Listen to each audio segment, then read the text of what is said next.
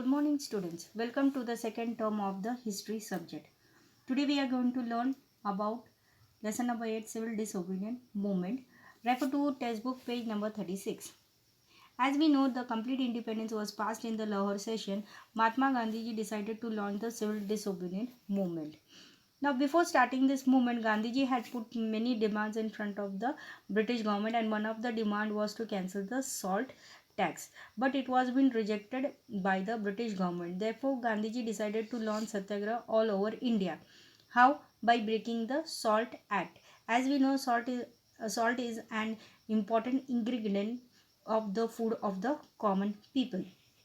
Hence, to levy tax on the essential commodity like salt was not acceptable by Gandhiji. Therefore, Gandhiji started the salt satyagraha, and the basic objective behind it was to just to break the oppressive and unjust law of the British government. And how?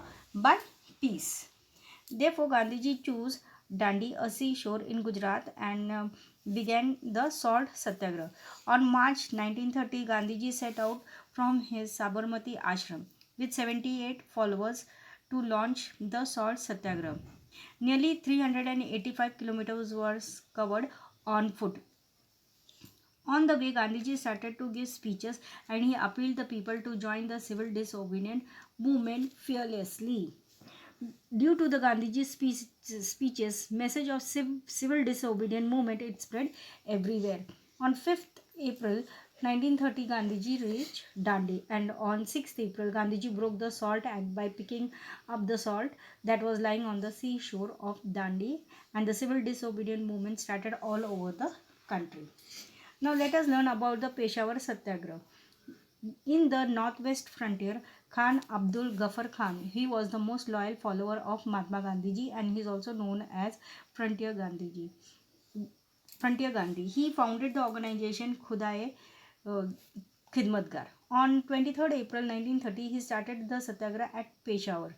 Now, the town was in the hands of the satyagrahis for nearly a week. Therefore, what happened? The British government, they gave the order to the Gadwal regiment to open fire on these satyagrahis. But in this particular Garhwal regiment, an officer was there. His name was Chandra Singh Thakur. He refused to open the fire. Therefore, the British government, they court-martialed him and a severe punishment was being given to him. Now, the British government found itself in a very difficult situation due to the satyagraha which was being launched by Mahatma Gandhiji. Therefore, on 4th May 1930, Gandhiji was being arrested and suppressive measures were undertaken all over the country. There was protest all over the country due to the arrest of Mahatma Gandhiji. Now let us learn about the Solapur Satyagraha. The mill workers were on the forefront in the Solapur Satyagraha. A hartal was being observed in Solapur on 6 May 1930. Because of this, what happened? A huge procession was organized on Solapur peacefully. The district collector gave orders of firing on this peaceful procession. Now, many volunteers, along with Shankar Shivdare, they died in the firing. Therefore, what happened? The people got very angry and they started to attack police station, railway station, courts, municipal buildings, etc. Therefore, government decided martial law. They declared martial law. Martial law means what? That it is no one will leave their house without the permission. Those who took part in this movement was Malappa Dhan Shetty, Shri Krishna Sarda, Kurban Hussain and Jagannath Shinde. They were hanged to death. Now let us learn about the Darasana Satyagraha. Now this Satyagraha was started in Darasana in Gujarat, which was being led by Sarojini Naidu. Now the police, they charged lathi charge on the Satyagrahis who came forward to break the salt Satyagraha. But what happened? The Satyagrahis, they were silently tolerating the blows of the lathi. Now when one batch of the Satyagrahis were being taken for medical aid, another batch of Satyagrahis came forward to replacement, but they did not use violence.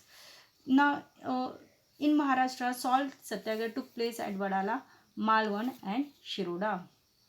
But the places where salt pans were not there, the forest law was being broken. Salt pans means what? Where the salt is being prepared.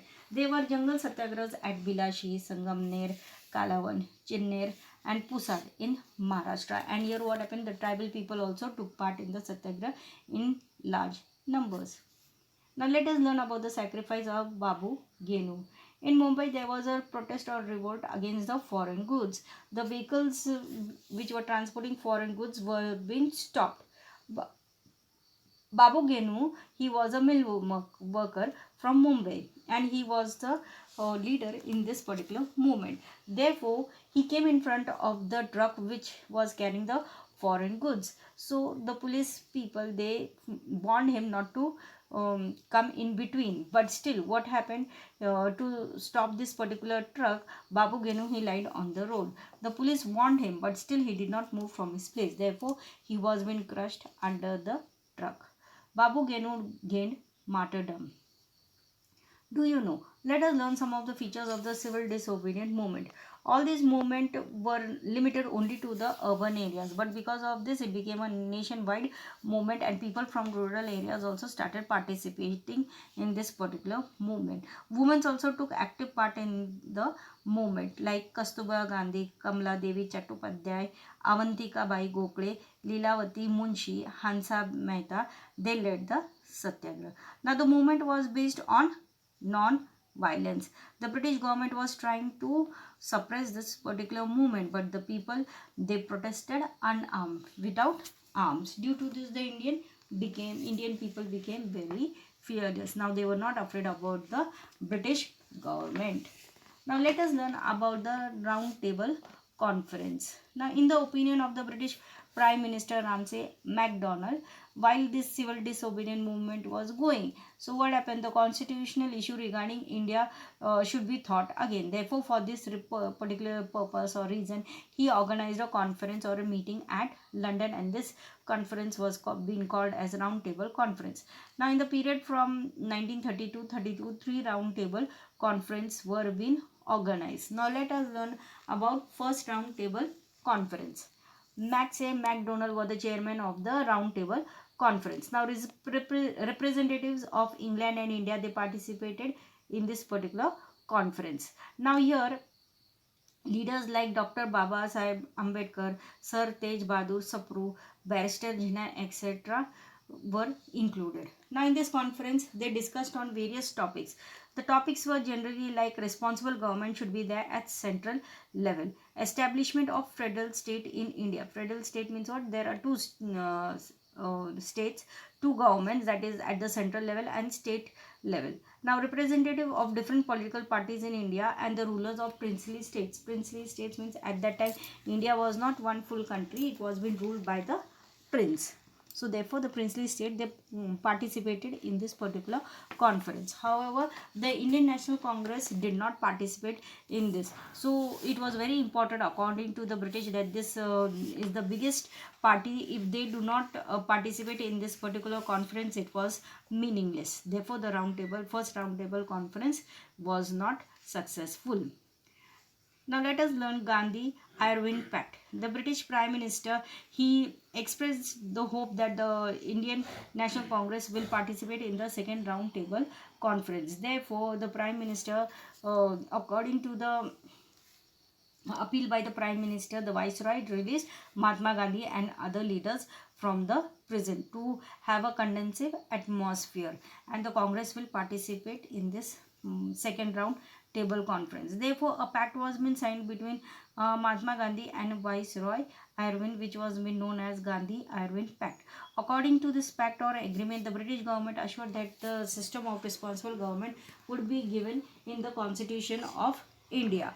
Therefore, what happened in the Indian National Congress Party, they withdrew the civil disobedient movement and they agreed to attend the second round table conference. Now, second round table conference in 1931, the second round table conference was being organized. Mahatma Gandhi attended this particular conference as the representative of the Indian National Congress. Along with him, we had the representative of various caste communities, political parties and princely states. The government, but they put the issue of the minority in the round table conferences, and the differences arose because of this.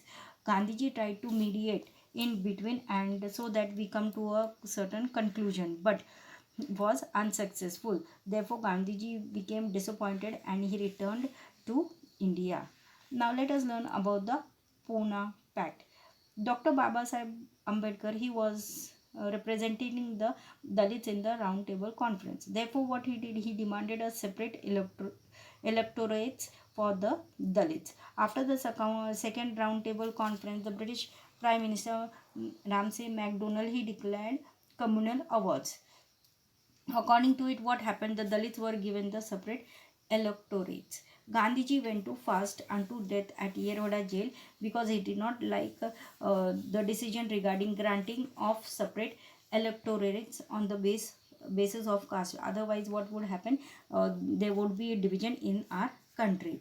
Therefore, the leaders of the Indian National Congress requested Dr. Baba Sahib Ambedkar to consider their demand for the separate electorates. Keeping in mind the interest of the nation, Dr. Baba Sahib Ambedkar, what he did, he accepted this particular request because as Gandhiji, Mahatma Gandhiji had undergone fast unto death. Therefore, in 1932, what happened? Mahatma Gandhiji and Dr. Baba Sahib Ambedkar, they signed the Pune Pact. Now, according to this Pune Pact, what was been decided? Separate electorates for the Dalits was been cancelled, and what happened? A reserved seat was been made for them. Now let us learn about the third roundtable conference. Third roundtable conference was organized in England in November 1932. But what happened? The Indian National Congress boycotted this conference, means they did not attend this conference. Therefore, this also roundtable conference was unsuccessful. Then second phase of civil disobedience movement. Gandhiji returned to India with a very unhappy mind or a very sad mind or dejected mind. Therefore, he started to restart the civil disobedience movement. Then what happened? The British government, they immediately arrested him.